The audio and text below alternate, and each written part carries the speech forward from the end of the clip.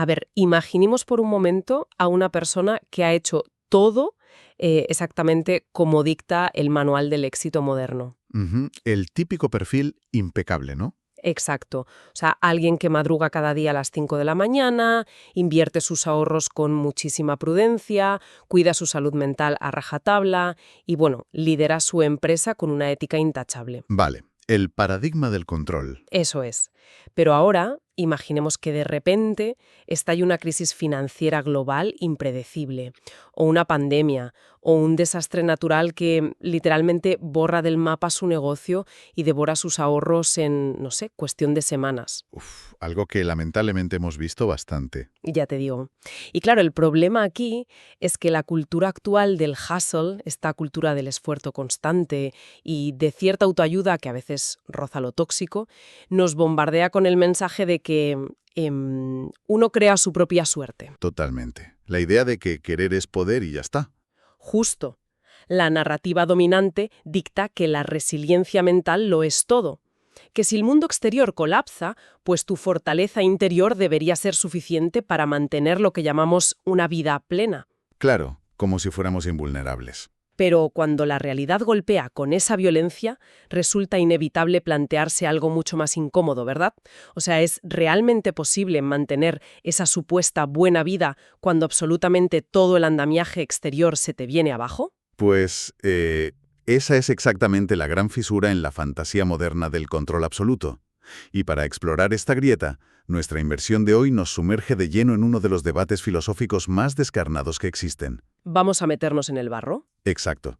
Tenemos sobre la mesa un análisis exhaustivo de la ética de Aristóteles y su concepto de la buena vida, lo que los griegos llamaban la eudaimonía. Que suena muy académico, pero Pero hay que dejar claro desde el principio que esto no es una lección aburrida de historia antigua. para nada. Es una disección brutal sobre nuestra propia fragilidad humana. Me encanta. El debate central de hoy es hasta qué punto la excelencia humana está a merced del azar y del desastre. Lo que rompe los esquemas, lo que realmente descoloca, es que Aristóteles no concebía el ser humano como un intelecto flotante e intocable. No somos cerebros en cubetas. No, somos animales necesitados.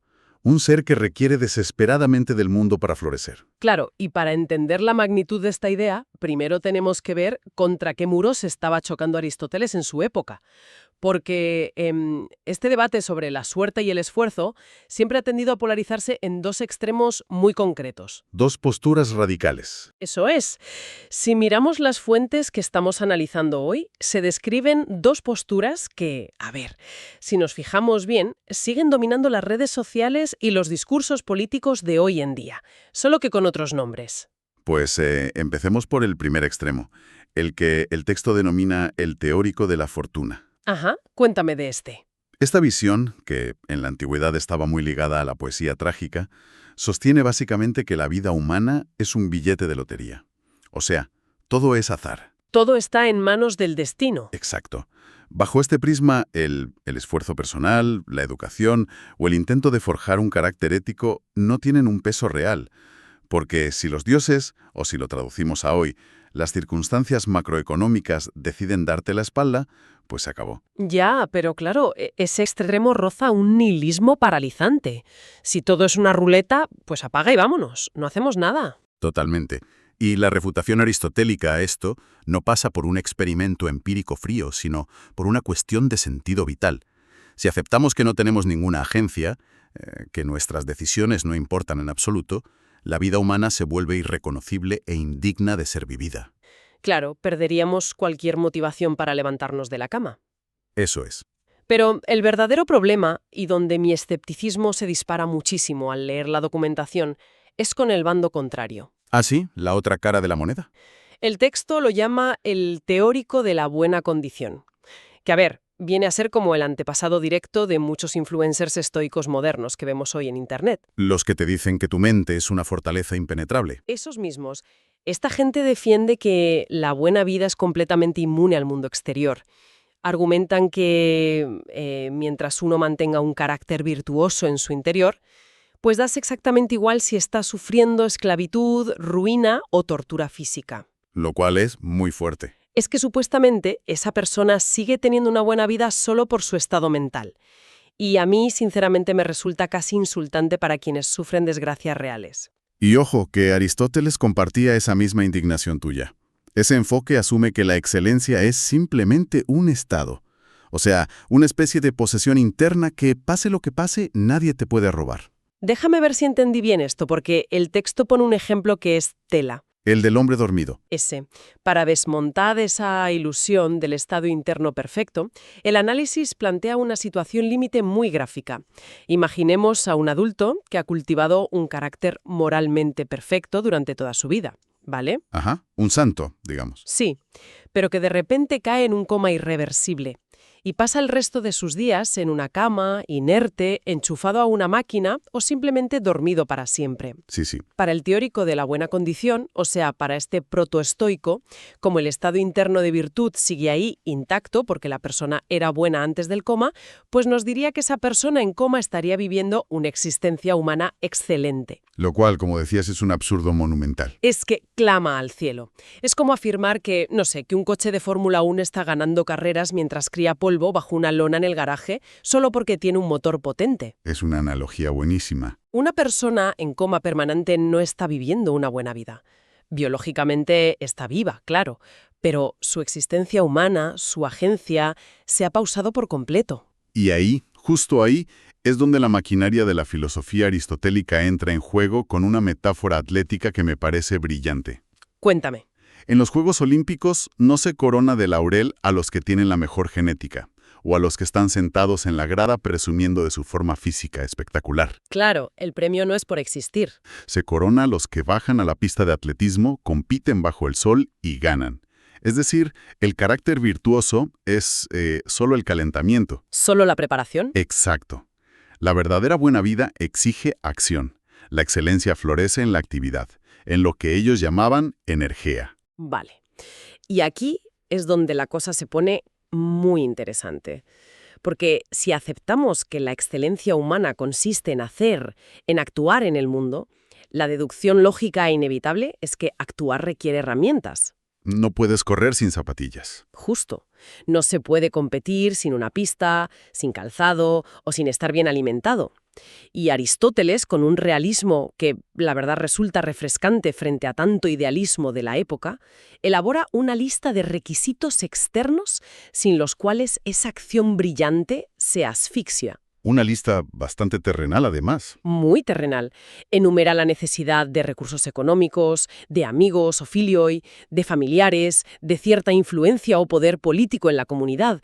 O sea, factores mundanos que el idealismo filosófico puro suele despreciar por completo. Lo fascinante aquí es cómo Aristóteles derriba esa barrera mental que solemos poner entre lo interior y lo exterior. ¿A qué te refieres exactamente? Pues a que el bando del control mental absoluto podría contraatacar diciendo, vale, me han quitado mi dinero y estoy encerrado en una celda, no puedo hacer actos públicos de generosidad, pero mi mente sigue siendo libre. Puedo mantener una vida interior excelente. Típica defensa. Típica. Pero para rebatir eso, la documentación nos ofrece la metáfora del río. Ah, me gusta esta. Imaginemos que el carácter y la capacidad de pensar de una persona son un río de agua cristalina. El infortunio extremo, la mala suerte, no siempre construye una presa de hormigón que detenga el agua de golpe por completo. A veces es más sutil. A veces, la desgracia simplemente arroja toneladas de lodo al cauce. El agua sigue fluyendo, sí, pero lo hace de forma espesa, turbia, muy lenta. El dolor crónico, la falta de sueño, el hambre o el aislamiento prolongado actúan como ese lodo. Entiendo. Suponer que un individuo sometido a un sufrimiento físico o psicológico extremo puede mantener una contemplación filosófica inmaculada es ignorar cómo funciona nuestra biología. Totalmente. La vida interior está irremediablemente conectada al estado del cuerpo y del entorno. No somos robots. Exacto. Pero a ver, entiendo el punto de que el lodo frena la corriente y te entorpece. Pero si aceptamos que el entorno condiciona tanto, ¿qué ocurre cuando el mundo no solo echa lodo, sino que destruye el río por completo? Ahí entramos en territorio trágico. Y tanto.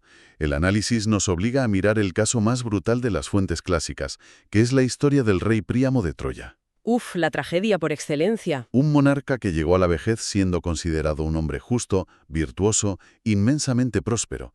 Tenía una familia inmensa, una ciudad rica. Lo tenía todo. Si seguimos la lógica de Aristóteles al pie de la letra, tenemos que concluir que Príamo perdió su buena vida. Total y absolutamente. Madre mía. Y aquí es donde la filosofía choca muy violentamente con nuestras sensibilidades modernas, porque a lo largo de los siglos muchos filósofos posteriores, fuertemente influenciados por Immanuel Kant, intentaron suavizar o maquillar esta crudeza de Aristóteles. Para no sonar tan pesimistas. Claro, Kant instauró la idea de que el valor moral de una persona es una fortaleza inexpugnable. Así que estos intérpretes posteriores decían, bueno, a ver, Príamo perdió su felicidad emocional, lo que llamaban su dicha, pero su excelencia moral quedó intacta. ¿Un premio de consolación? Básicamente, decían que en el fondo mantuvo su buena vida moral. Pero al revisar los textos originales griegos, los investigadores desmontan esta lectura buenista por completo. Aristóteles no compraba eso. Para nada. No hacía esas distinciones consoladoras. Usaba los términos de felicidad y buena vida de manera intercambiable. Para él, la ruina de Príamo fue total y objetiva. La tragedia le arrebató objetivamente la buena vida. Espera. Déjame procesar esto. ¿Entonces Príamo se vuelve una mala persona por haber sufrido una guerra? No. Porque eso suena a culpar a la víctima a un nivel cósmico. O sea, sería como decir que si te arruinas o te pasa una desgracia terrible, automáticamente te vuelves un ser despreciable y pierdes tu valor humano. No, para nada. Y esa es la distinción vital que hace que esta filosofía no sea una crueldad gratuita. Aristóteles deja clarísimo que el infortunio, por masivo que sea, no convierte a una persona virtuosa en alguien vil o miserable. Uf, menos mal. Príamo no se vuelve malvado, de hecho, soporta la tragedia con muchísima nobleza. Y para entender esto, el texto nos aporta otra metáfora genial, que es la analogía del zapatero. Me encantan las metáforas de Aristóteles. A ver esta. Imaginemos a un maestro artesano que hace zapatos de lujo, los mejores de la ciudad. De repente le quitan todo el cuero de primera calidad y solo le entregan retales viejos, sucios y agrietados. ¿Vale? Él sigue siendo un maestro. No pierde su talento interno, ¿verdad? Y, de hecho, fabricará el mejor zapato humanamente posible con la basura que le han dado. Hará lo que pueda con lo que tiene. Exacto. Sin embargo, es innegable que ese zapato será muchísimo peor que los anteriores y que su capacidad de crear obras excelentes ha sido mutilada por la falta de material. Príamo sigue siendo noble con las ruinas de su vida, pero su florecimiento humano ha sido destruido por el mundo. Vale, esa imagen del maestro zapatero trabajando con retales sucios clarifica muchísimo la mecánica de todo esto. No es que el talento desaparezca, es que el mundo no aporta el sustrato material o social para que brille la acción. Eso es. El entorno te capa, por así decirlo. Y esto me hace pensar en otro tipo de tragedias que menciona el análisis, donde el mundo exterior no solo te quita recursos materiales, sino que te empuja activamente a tomar decisiones horribles. Así, las acciones mixtas. Exacto, las llamadas acciones mixtas. Pensemos en el clásico ejemplo del capitán de un barco comercial en medio de un huracán brutal. Todo un clásico de la ética. Para evitar que el barco se hunda y que toda la tripulación muera ahogada, el capitán se ve obligado a tirar por la borda todo el cargamento valioso. Él obviamente no quiere destruir esos bienes. Su intención de base es buena, pero las circunstancias lo acorralan. Lo obligan a ejecutar una acción que en el fondo es destructiva. El entorno mancha la pureza de la decisión. Tal cual. El mundo te obliga a ensuciarte las manos. Y esto nos lleva al punto más devastador de todo este esquema conceptual que estamos montando. Miedo me da. Hemos visto que la mala suerte puede bloquear la acción o forzar decisiones trágicas en momentos puntuales, como el capitán en la tormenta. Pero, ¿qué pasa si esa presión exterior, esa escasez o esa austeridad no es una tormenta de una sola noche, sino una condición prolongada a lo largo de décadas? Que se convierte en tu día a día. Exacto. Pues la conclusión de Aristóteles es muy sombría.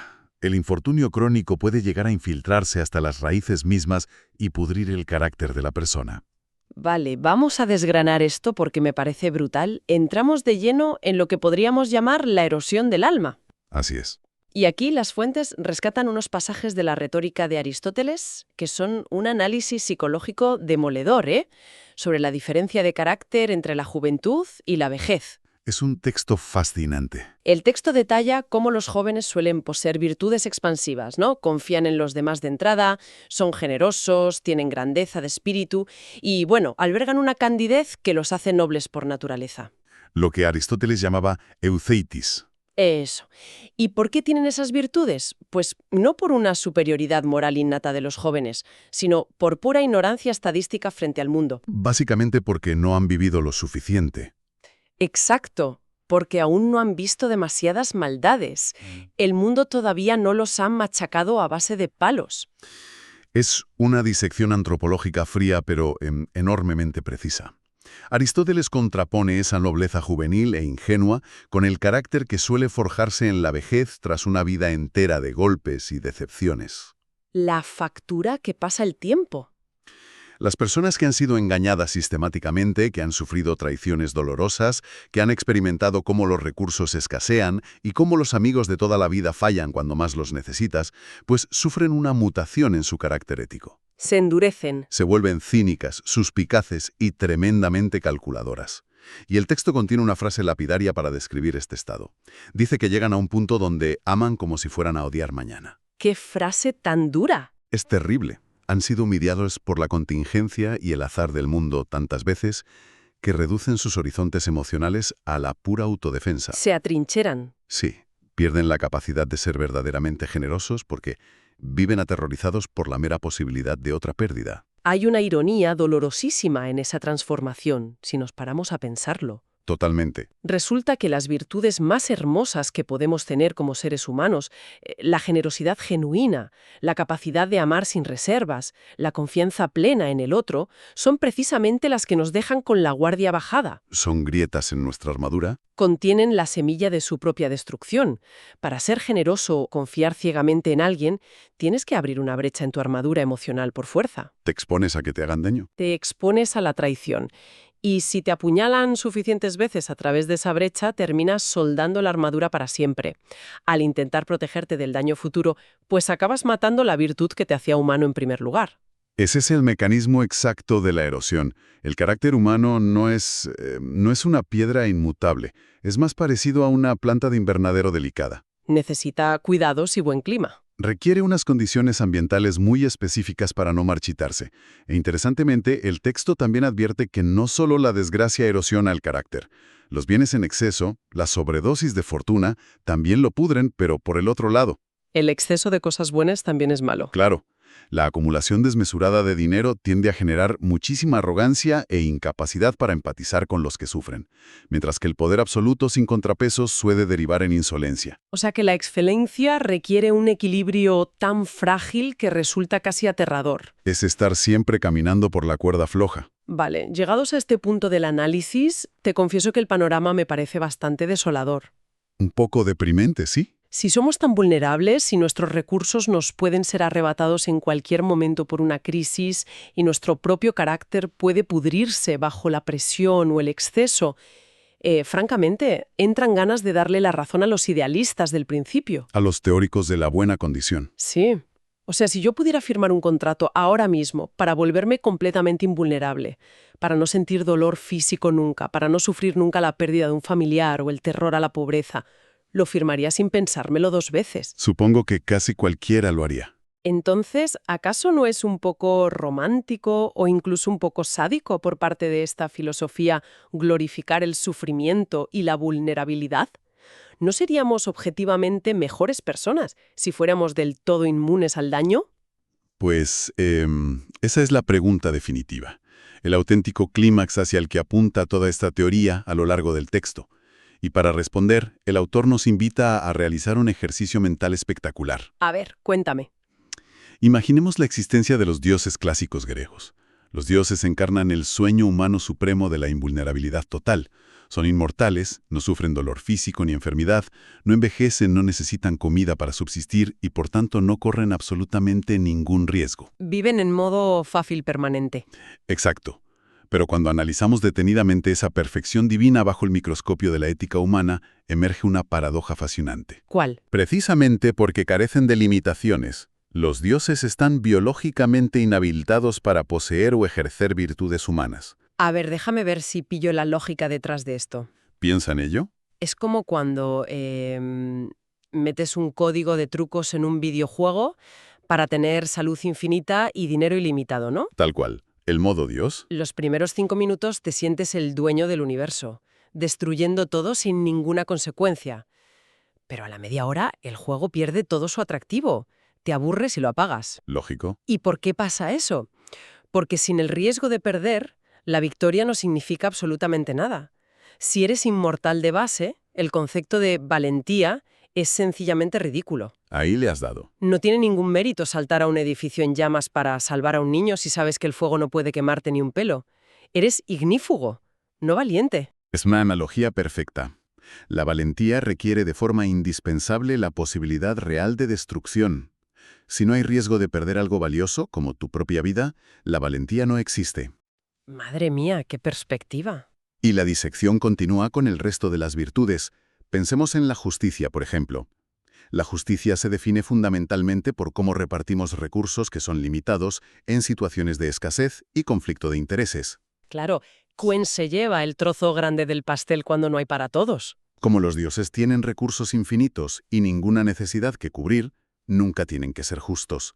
La justicia es un concepto irrelevante para ellos. ¿Y qué pasa con la generosidad? Pues más de lo mismo.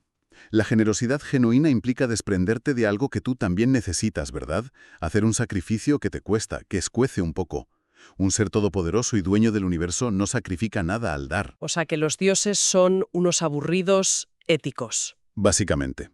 La grandiosa conclusión de Aristóteles, que de paso desmonta toda la obsesión de su maestro Platón por encontrar valores puros y abstractos fuera de este mundo, es que la ética humana es absolutamente inseparable de nuestra precariedad. ¡Wow! La belleza moral, el que una acción nos conmueva, no existe a pesar de nuestra mortalidad, depende estrictamente de ella. O sea que nuestra falta de límites, o mejor dicho, el hecho de que estamos limitados por todos lados, es lo que da forma a la grandeza. Es profundamente contraintuitivo, lo sé, pero tiene todo el sentido lógico del mundo si lo desgranamos así. Es que es brutal. Lo que hace que un compromiso humano, ya sea amar a alguien con locura o luchar por un ideal político, sea hermoso y admirable, es precisamente el hecho de que esa persona sabe perfectamente que le puede salir terriblemente mal. Sabe que le pueden romper el corazón o arruinar la vida. Exacto. Y aun sabiendo todo ese riesgo, decide apostar e ir hacia adelante. Esa es la esencia de la excelencia humana. Pero entonces, ¿cómo traducimos todo este inmenso andamiaje filosófico a nuestra realidad inmediata de hoy en día? Ese es el gran reto. Porque ahora mismo, como sociedad occidental, parece que hacemos exactamente lo contrario a lo que propone Aristóteles. Buscamos el éxito laboral aplastante para lograr esa famosa independencia financiera, El santo grial de hoy en día. que a menudo es solo un código socialmente aceptable para decir no quiero necesitar a nadie en absoluto. 100%. Diseñamos relaciones emocionales, casi con lógicas de mercado, con vías de escape súper rápidas y sin apegos, para asegurar que nadie pueda hacernos daño real. Intentamos desesperadamente construir fortalezas autosuficientes. Y el diagnóstico final que nos arroja esta inmersión filosófica es que esa obsesión moderna por blindarnos constantemente es una trampa letal.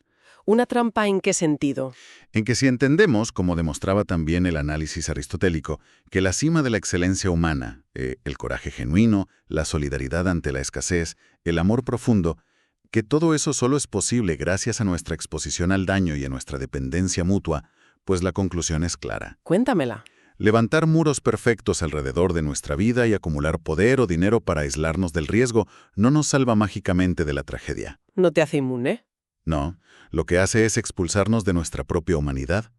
Quien aspire realmente a la buena vida debe reconciliarse con la idea de vivir con las puertas abiertas, sabiendo perfectamente que en cualquier momento la tormenta puede entrar. O sea, vivir sabiendo que el viento puede llevarse los muebles por los aires, pero asumiendo que cerrarlo todo a cal y canto te asfixia mucho antes de que empiece a llover.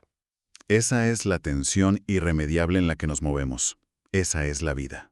Intentar convertirnos en pequeñas deidades invulnerables a base de cinismo, cuentas bancarias y control absoluto, al final solo nos vacía de las virtudes que hacen que merezca la pena estar aquí. Nos deja vacíos por dentro. Pues esto nos deja con una última reflexión para llevarnos a casa y darle un par de vueltas.